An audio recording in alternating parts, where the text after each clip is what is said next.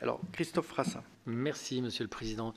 Merci, Madame, Messieurs, de vous être rendus disponibles et de poursuivre les échanges que nous avons eus. Je crois que c'était la semaine dernière, oui. Moi, je voudrais rebondir sur deux éléments. Un que vous avez souligné, Monsieur Pacté, fort judicieusement, c'est que ça ne touche pas que des enseignants. Et je reviendrai à nouveau sur un sujet qui m'est cher, et vous voyez où je veux en venir, c'est-à-dire la principauté de Monaco.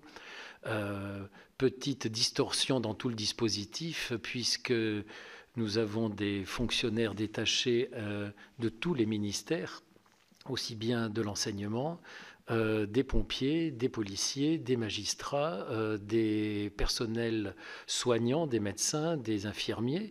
Et donc tous ces fonctionnaires qui sont détachés, et c'est le point sur lequel j'ai voulu réagir, puisque quand vous avez dit « ils ont le choix », c'est qu'à Monaco, ils aimeraient tellement avoir le choix de pouvoir cotiser au régime monégasque beaucoup plus avantageux, c'est que l'accord qui est passé entre les autorités françaises et les autorités monégasques, c'est qu'ils n'ont pas le choix. Ils doivent impérativement cocher la case et souscrire aux cotisations du régime français.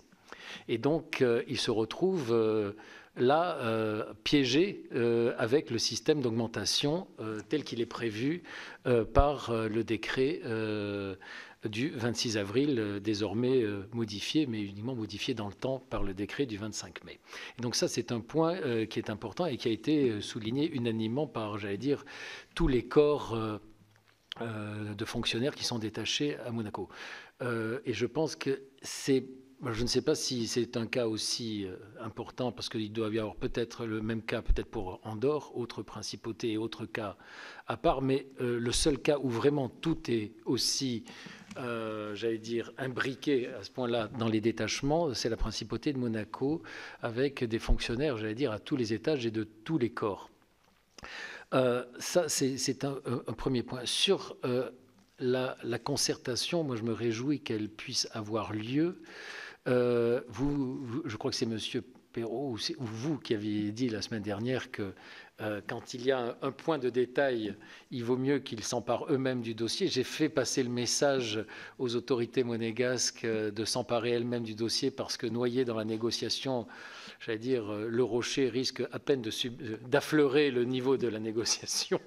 Donc, ils sont conscients qu'il y a désormais, j'allais dire, une carte à jouer de leur côté dans la négociation sur ce point-là.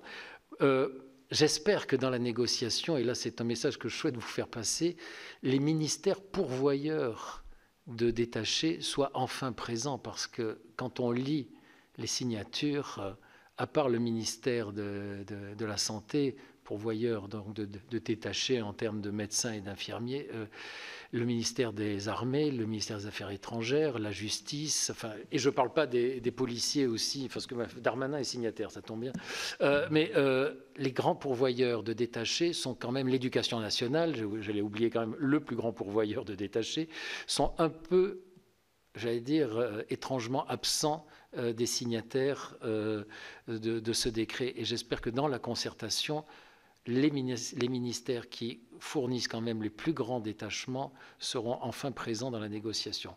Et j'en reviens surtout sur ce que je disais la dernière fois, c'est que si ce n'est pas une conséquence directe, je trouve que c'est un peu commode cet arrêt de 2016, même si on en discutait en aparté avec mon collègue Jean-Yves Lecomte, tout le monde était d'accord sur l'écrêtement. C'est un peu, j'allais dire, un argument facile de plaider la conséquence de l'arrêté de 2016 pour s'engouffrer dans les décrets, les deux décrets désormais du 26 mai et 25 mai pour justifier de cette modification de l'article 87. Voilà, moi c'était les commentaires que je voulais faire à ce stade. Merci. Merci, chers collègues. Est-ce que